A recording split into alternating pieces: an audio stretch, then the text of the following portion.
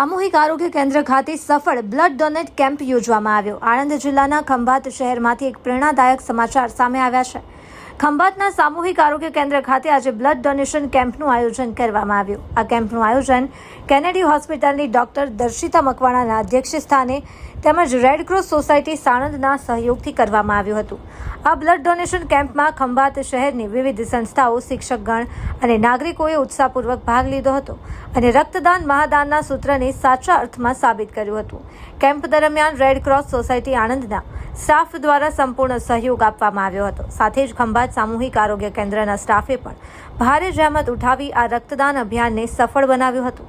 આવો સામાજિક પ્રયાસ સમાજમાં માનવતા અને સહકારની ભાવનાને વધુ મજબૂત બનાવે છે। અહેવાલ શૈલેષ પંડ્યા, સંયોગ ન્યૂઝ, ખંભાત, આણંદ।